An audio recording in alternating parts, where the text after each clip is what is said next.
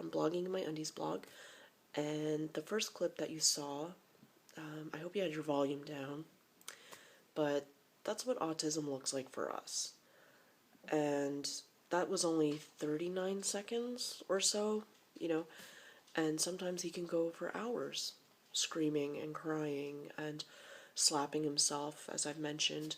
That was actually filmed a couple days ago from his music therapy class. Everything was going well, and suddenly he was just getting worn out, I think. It only lasted about half an hour, 45 minutes maybe, and he was done. He was so done. He was sick and tired of being there, and he started screaming and getting frustrated. The lesson was mostly on drums.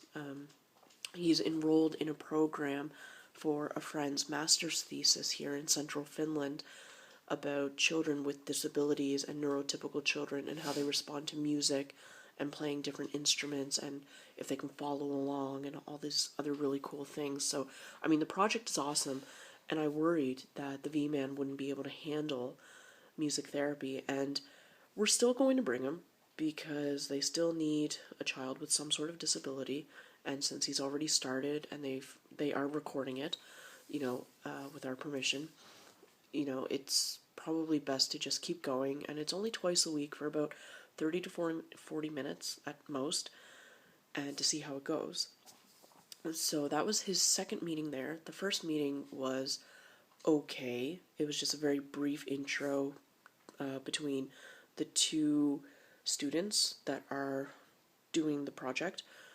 One's a supervisor position, and the other is the actual master's student. And then it was the V-Man. And it was just an intro, and it lasted maybe 15 minutes the first time because he was more interested in the CD player. He had no interest in playing drums, the piano, none of it.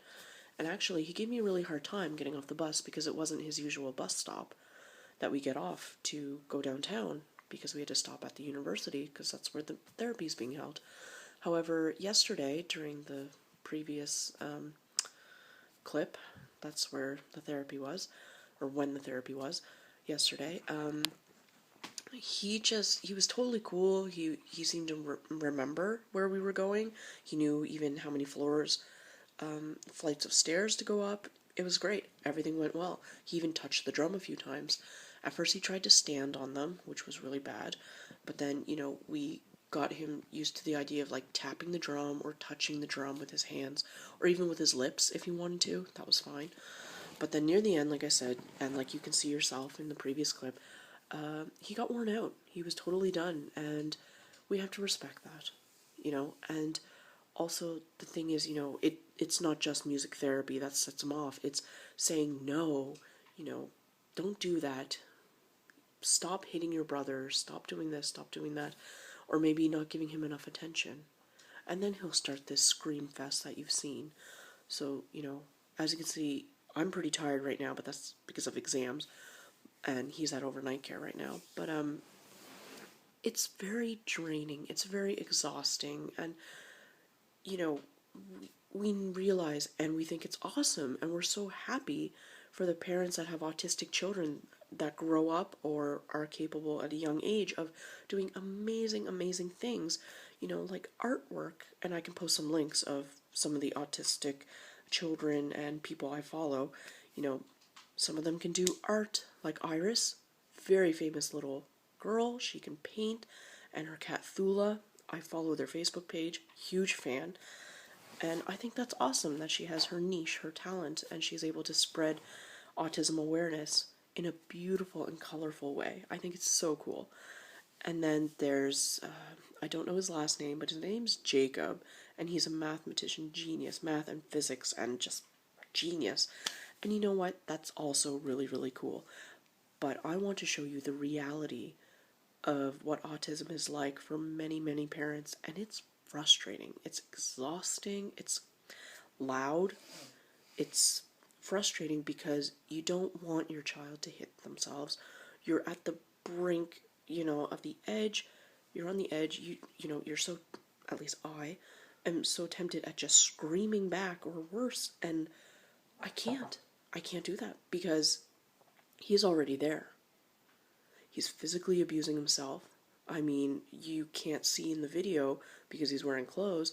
His chest is covered in bruises that he self-inflicted himself, pinching. I don't know if it gives him some sort of release in terms of releasing his own frustration. I have no idea. But it's incredibly hurtful to know that as a parent, I can't help. I've tried, and we're working with therapists now to see what can we do, and as teacher, what can we do to stop our 5-year-old from beating himself silly. It's not nice to watch. It's not fair. Whether it makes him feel better, whether it makes him feel worse, who wants to see their kid covered in bruises all the time? And how do we explain it in public when there's people staring, absolutely staring? Sorry, I'm losing my mind here. 4 hours of sleep. But yeah, what do we do when people are staring at us because our kid's face is all bruised? Or, if he goes swimming and he's all, purple on his chest, unless you can tell, or unless you know him and know that he has autism, one's probably going to suspect, wow, his parents hate him, they beat the crap out of him on a regular basis. And that's not the case. And as you can see in the video, I'm trying my hardest to remain calm myself, because there's no point in me getting worked up like this, because it's only going to make him confused and scared and beat himself even more.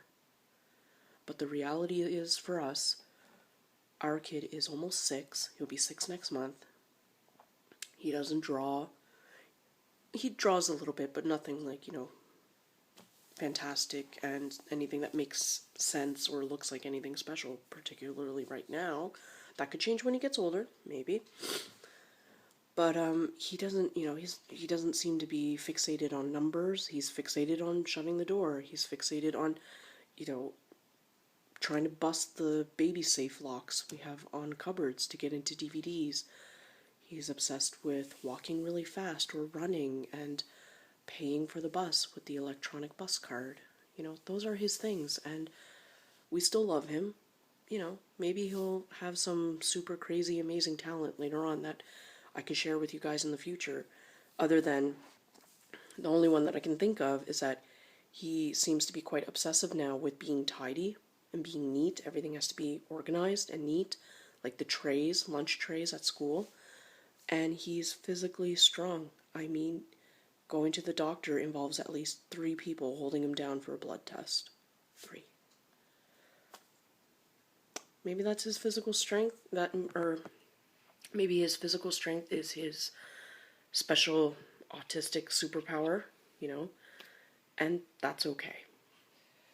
But I just wanted to show you that autism, it's tiring, it's exhausting, and that's the reality of it. There's a lot of screaming involved, a lot of hurt feelings, but you still love him.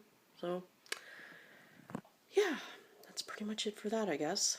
Anyway, thanks so much for watching. If you liked what you watch in my other videos, probably, this one's a little, by all means, subscribe, please, and check out my blog. Thanks so much. Have a great day. Bye.